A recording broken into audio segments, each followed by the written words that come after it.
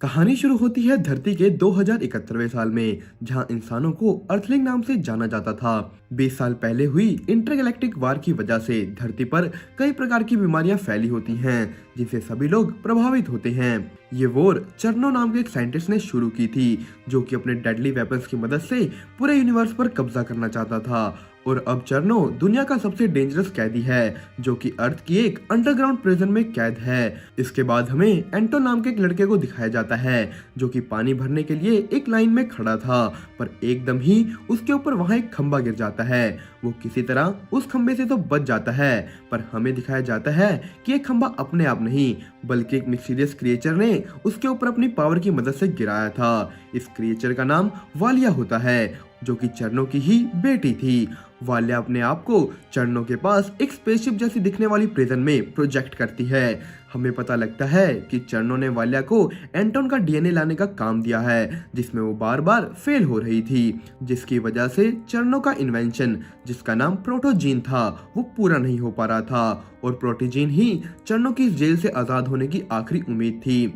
इस इन्वेंशन को पूरा करने के लिए एंटोन के डीएनए सेल्स की बहुत जरूरत थी, क्योंकि वही एक आखिरी इंसान था जिसमें ये प्रोटोजीन सेल्स थे।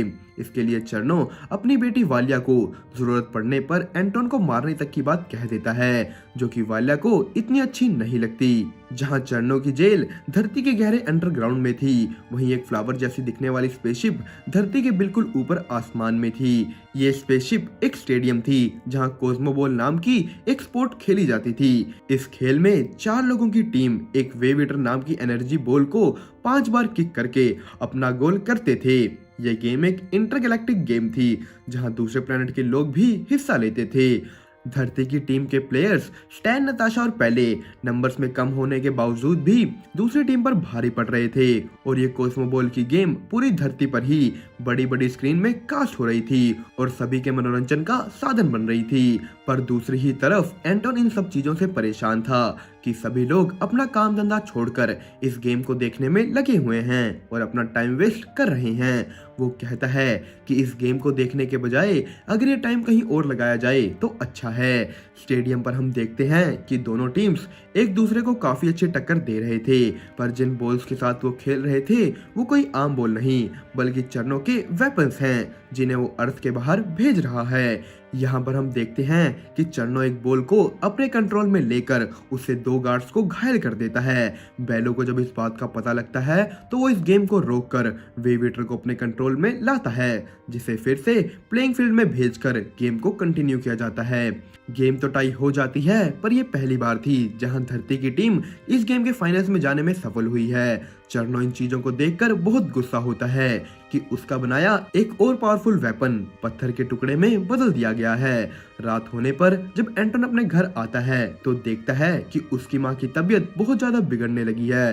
वो उनकी दवाई लेने भागकर फार्मेसी की तरफ जाता है, जहाँ उसे अन्या नाम की एक लड़की मिलती है, जिसके साथ मिलकर वो फार्मेसी के अंदर घुसता तो है, पर तभी वहां पुलिस आ जाती है। एंटोन अकेला ही चोरी की दवाई लेकर उनके सामने आ जाता है, ताकि वो आन्या को ना ढूंढे और वो उनसे बचकर भाग सके। एंटोन जैसे ही पुलिस वालों को चकमा देता है, उसकी टक्कर एक ट्रक से हो जाती है। पुलिस ऑफिसर जब ट्रक के सामने चेक करता है तो उसे वहां दवाइयों के सिवा कुछ नहीं मिलता। वो लोग कंफ्यूज होकर वहां से चले जाते हैं। यहाँ हम देखते हैं कि वो ट्रक ड्राइवर और कोई नहीं बल्कि वालिया थी, जिसने रूप बदल रखा था। बाद में हमें ये पता लगता है कि वालिया ही आन्या है, जो अब तक एंटोन के साथ थी। इस एक्सीडेंट के शौक और डर की वजह से एंटोन की पावर्स एक्टिवेट हो चुकी थी, जो कि थी टेलीपोर्टेशन, और वो अपनी जगह से कुछ दूर टेलीपोर्ट हो गया था। आन्या के रूप में वालिया एंटोन को अपनी सीक्रेट बेसमेंट में लेकर जाती है, जहां वो एंटोन के करीब आने की कोशिश करती है और बताती है कि कैसे वो भी कोस्मोबॉल गेम को नापसंद करती है। आन्या मजाक मजाक में एंटोन के सर के बाल खींच लेती है, ताकि उसमें से एंटोन का स्पेशल डीएनए निकाला जा सके, पर बहुत कम होने के कारण चर्नो का इन्वेंशन उस डीएनए के साथ कोई रिस्पॉन्स नहीं करता। जब दूसरी तरफ एंटोन अपने घर आता है तो देखता है कि वहाँ बेलो और बाकी टीम के मेंबर्स भी खड़े होते हैं। बेलो एंटोन की टेलीपोर्टेशन की ताकत से इम्प्रेस होकर उसे उनकी टीम में शामिल होने का प्रस्ताव देता है, पर एंटोन उसी वक्त ये कहकर मना कर देता है कि उसे कोस्मोबॉल नहीं पसंद और वो यहीं रहकर अपनी बीमार माँ का ख्याल रखना चाहता है। टीम की मेंबर नताशा तब एंटोन से कहती है कि उसकी माँ का इलाज वो लोग करेंगे अगर एंटोन टीम में शामिल होने को राजी हो जाता है। वो इस बात के लिए बेलो और एंटोन दोनों को मना लेती है। एंटोन को जब स्पेसशिप में लाया जाता है तो वहाँ की चीजें देखकर वो चौंकता है।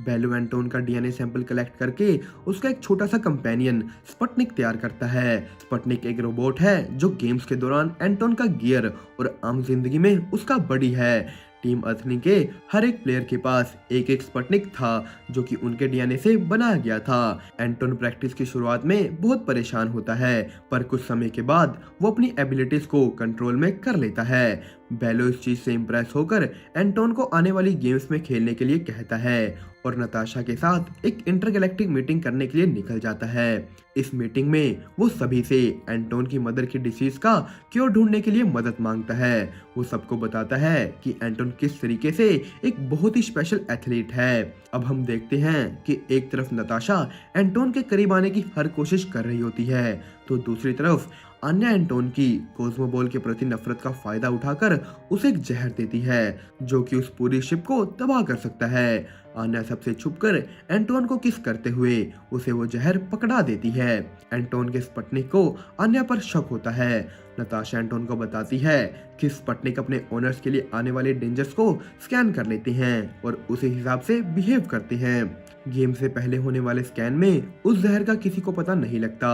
गेम के लिए तैयार होते वक्त वो जहर एंटोन के ग्लव्स के नीचे आ जाता है जिसे वो सबके वहां से चले जाने के बाद स्पेसशिप के ऊपर गिरा देता है। स्टेडियम में एंटोन बहुत से लोगों को देखता है जो कि उसके लिए चीयर कर रहे थे।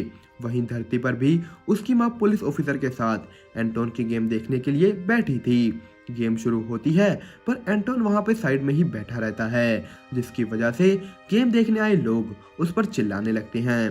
बेलो गेम को रोकता है और एंटोन को समझाने के लिए उसे अपने साथ ले जाता है। वो उसे बताता है कि कैसे कोस्मोबॉल सिर्फ एक गेम नहीं बल्कि सभी लोगों की आखिरी उम्मीद है, सबको चरणों के वेव ईटर इन्वेंशन से बचाने के लिए। ये बात पता लगने के बाद एंटोन को अपनी गलती महसूस होती है और वो भागकर उस जगह पर जाता है जहां उसने जहर को गिराया था। वहां जाकर पता लगता है कि जहर तो पहले ही पूरे स्टेडियम में फैल चुका है। एंटोन स्टेडियम के अंदर जाकर चिल्लाने लगता है जिसके बाद बेलो उस जहर को नोटिस करते हैं। वो उसे वहीं फ्रोज करने की कोशिश करते हैं पर बहुत ज्यादा पावरफुल होने की वजह से वो जहर शिप में फैलने से नहीं रुकता। नुकसान से बचने के लिए शिप ऑटोमेटिकली अलग होना शुरू हो जाती है।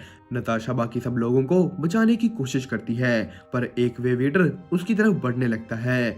एंटोन ये देखकर उसे बचाने उसकी तरफ जाता तो है पर वेव ईटर से टकराने की वजह से बेहोश हो जाता है। जब उसे होश आता है तो वो तुरंत आन्या के पास इन सब चीजों का पता करने के लिए जाता है जहां उसके सामने आन्या की सच्चाई आ जाती है। वालिया एंटोन को बेहोश कर उसका डीएनए कलेक्ट कर लेती है। एंटोन पर आए इस खतरे को डिटेक्ट कर उसका स्पटनिक उसके पास आता है और वो अपनी सारी एनर्जी एंटोन को बचाने में लगा देता है। एंटोन के डीएनए से चर्नो अपने इन्वेंशन को एक्टिवेट कर लेता है जो कि एक बड़ा सा मॉन्स्टर था। चर्नो उस मॉन्स्टर को अपने साथ लिंक करता है जिससे उस पे उसका पूरा कंट्रोल रह सके।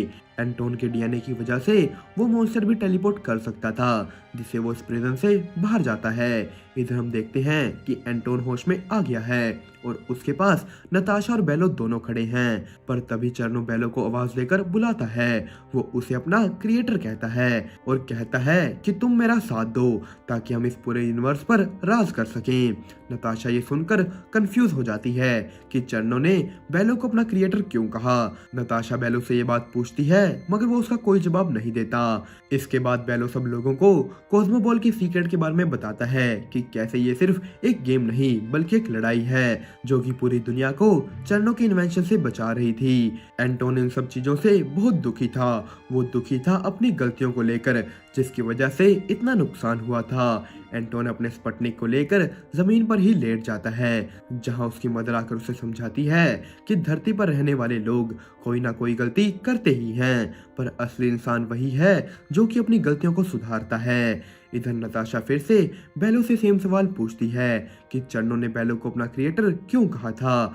अब बेलो के पास उसे सच बताने के अलावा कोई ऑप्शन नहीं था। वो बताता है कि चर्नो उसका सबसे बड़ा फेलियर है। बेलो ने चर्नो को एक स्पुतनिक की तरह अपना कंपेनियन बनाया था, जो कि उसकी हर काम में मदद करता। बेलो ने चर्नो के अंदर फीलिंग्स भी डाली थी, पर उन फीलिंग्स को वो सही दिशा नहीं दिखा सका, जिसकी वजह से उन दोनों के विचार अलग होने लगे और हुई 20 साल पहले एक इंटरगैलेक्टिक वॉर। इसके बाद हम देखते हैं कि चर्नो अपने नए बनाए वेव ईटर से अर्थ पर अटैक कर देता है। सभी एथलीट्स वेव ईटर को खत्म करने की कोशिश करते हैं। स्पेस में इंटरगैलेक्टिक शिप्स चर्नो को रोकने की कोशिश करती हैं, पर उन्हें भी वो बहुत आसानी से हरा देता है।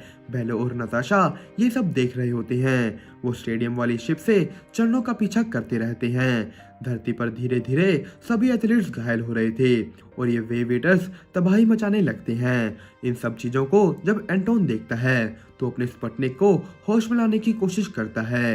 एंटोन अकेले ही उन वेव ईटर्स का सामना करने के लिए निकल जाता है, जहां वो एक वेव ईटर को किक करता है और दूसरा वेव ईटर उससे टकरा जाता है, जिससे वो सीधा नीचे आके गिरता है। एंटोन का स्पुतनिक ये सेंस कर लेता है और तेजी से उसके पास आकर बैटल मोड ऑन कर लेता है। एंटोन अब अपनी ताकत से धीरे धीरे सभी वेव ईटर्स को खत्म कर देता है। दूसरी तरफ बेलो नताशा को स्पेसशिप देकर चर्नो का सामना करने का फैसला करता है, पर जैसे ही वो वहां टेलीपोर्ट करने लगता है, नताशा भी उसके साथ चली जाती है। वो दोनों चर्नो के पास पहुंच जाते हैं। बेलो यहाँ पर असली रूप दिखाता है, जिसके बाद उन दोनों की फाइट शुरू होती है। नताशा जब चर्नो पर अटैक करने लगती है, तब वहां पर वालिया आ जाती है। वालिया नताशा को अपने कब्जे में कर लेती है। चर्नो भी बेलो पर हावी हो रहा था। वो उसे कहता है कि इस समय वो बेलो से काफी ज्यादा ताकतवर हो गया है। जब बेलो को कुछ समझ नहीं आता, तब वो चर्नो के प्रोटोजीन पर अपनी ताकत से अटैक करने लग जाता है, जिसे बचाने के लिए चर्नो एक बड़ी सी शील्ड बनाता है, पर बेलो किसी तरह फिर भी उस पर अटैक कर देता है। चर्नो का शरीर जमने लगता है। बेलो चर्नो के प्रोटोजीन को तबाह करने वाला ही था कि वालिया नताशा का रूप लेकर उसे रोक देती है। वालिया चर्नो को आजाद करती है, जिसके बाद वो बेलो को मारने लगता है, पर इससे पहले वो ऐसा कुछ कर पाता, वहाँ एंटोन आ जाता है। एंटोन वालिया को पकड़ लेता है और कहता है कि चर्नो को बेलो को छोड़ना होगा अगर वो वालिया को जिंदा देखना चाहता है। चर्नो बेलो को छोड़कर एंटोन की तरफ बढ़ने लगता है। यहाँ हम देखते हैं कि चर्नो खुद ही अपनी बेटी को मार देता है। एंटोन भी इस अटैक की वजह से वहाँ कैद हो चुका था और अब वो कहीं टेलीपोर्ट भी नहीं कर पा रहा था। बेलो चर्नो का ध्यान भटकाने के लिए एक बर्फ का गोला वहां गिराता है, जिससे गुस्सा होकर चर्नो बेलो को मार देता है। इस मौके का फायदा उठाकर एंटोन उस मॉन्स्टर से कनेक्ट कर लेता है, क्योंकि कहीं ना कहीं उन दोनों में सेम ही डीएनए होता है। ये मॉन्स्टर गुस्से से एंटोन की तरफ भागता तो है, पर एंटोन इसे भागने की बजाय वहां रुककर इसका सामना करता है। मॉन्स्टर एंटोन को ना भागते देख रुक जाता है। वो दोनों एक दूसरे को देखने लगते हैं। एंटोन उस क्रिएचर पर चिल्लाता है कि उसने इतनी तबाही मचा दी है। इस पर वो क्रिएचर भी जवाब में एंटोन के सामने दहाड़ लगाता है।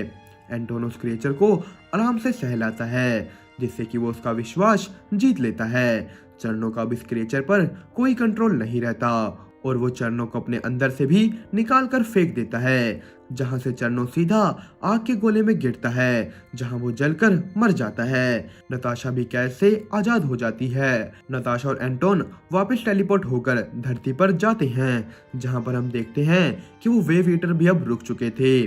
कुछ समय बाद सारी चीजें नताशा की देखरेख में पहले से बेहतर कर दी जाती हैं। नताशा यहाँ कहती है कि समय अब जिंदगी काटने का नहीं, बल्कि जिंदगी खुल के जीने का है। और इसी के साथ ये फिल्म यहीं पर एंड हो जाती है। दोस्तों, आपको हमारी ये फिल्म की एक्सप्लेनेशन कैसी लगी हमें कमेंट करके जरूर बताएं।